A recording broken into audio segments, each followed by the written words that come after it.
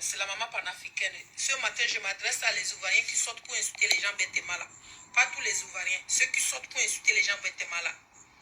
Mais le président Ouattara est parti en France pour aller faire quoi? Il est le président de CEDEAO. Il est le président de Burkina. Le Burkina a dit qu'il ne veut plus les militaires français dans son pays. Maintenant, lui, il va parler quoi là-bas?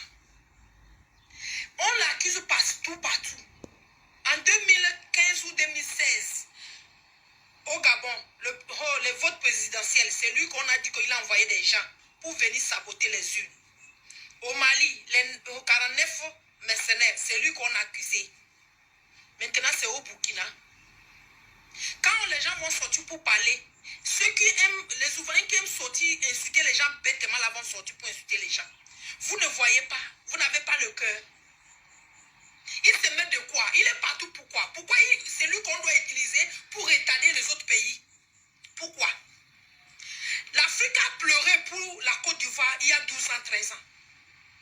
Donc rentrez en vous.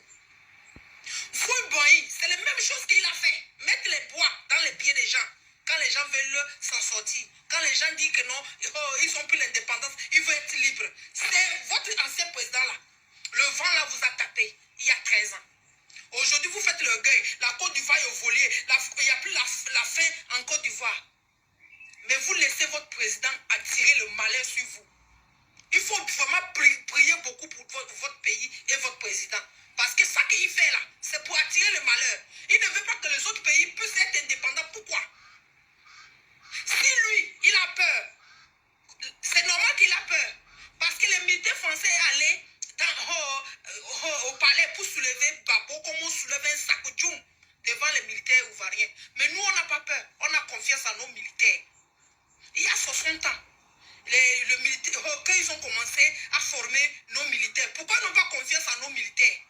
Ce n'est pas eux qui les ont formés. Bon, c'est pourquoi les Burkinadiens, les militaires burkinabés sont formés, mais ils ont besoin des armes, mais ils n'ont pas. Les rebelles ont plus les armes que les militaires. Alors ils vont aller voir ailleurs. Et ça vous en continent africain avancé ou pas? J'essaie de vous envoyer la vidéo de la sœur là. Si je veux aller loin, vous allez voir que elle veut défendre le Burkina.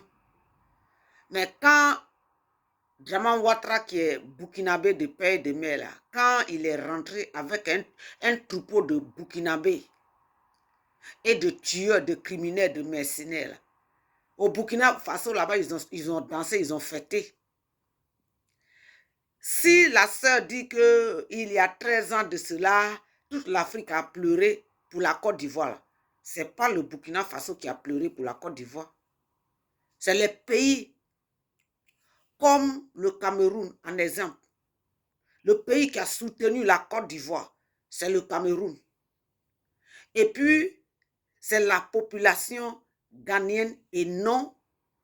Bon, en ce moment, le président, voilà, c'était la population ghanéenne, le peuple ghanéen, la jeunesse, surtout la jeunesse ghanéenne qui a soutenu. Je me rappelle où la jeunesse ghanéenne a brûlé le drapeau français.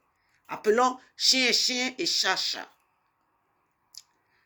Le pays qui a soutenu la Côte d'Ivoire dans toutes ces difficultés que nous avons traversées et jusqu'à aujourd'hui on est dedans.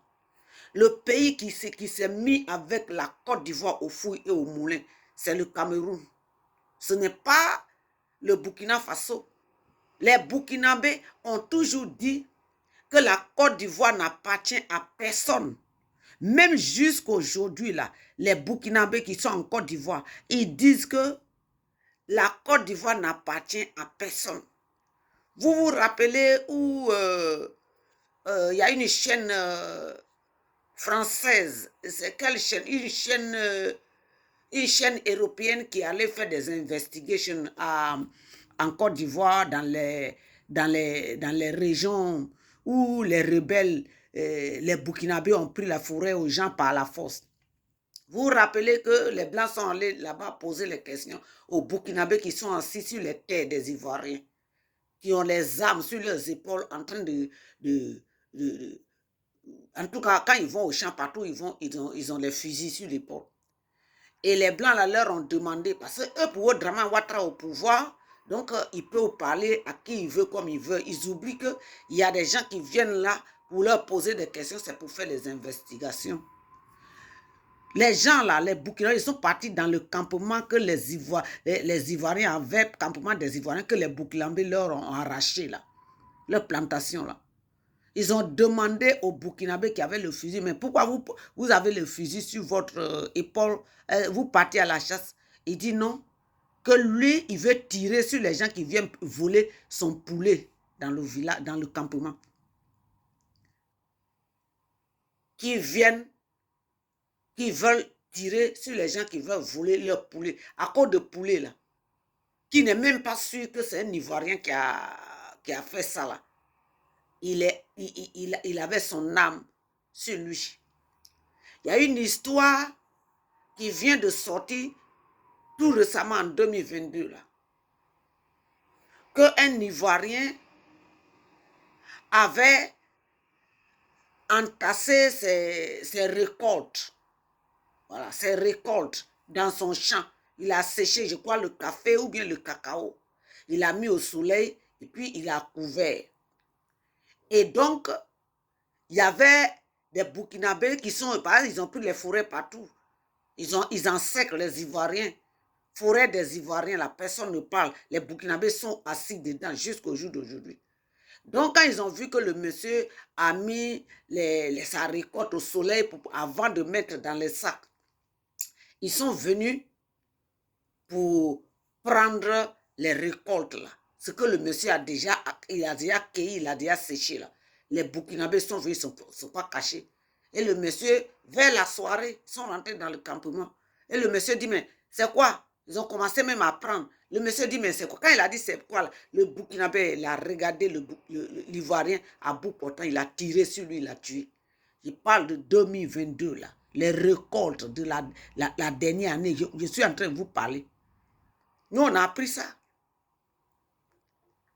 Maintenant, c'est là que vous voulez protéger les intérêts du Burkina Faso.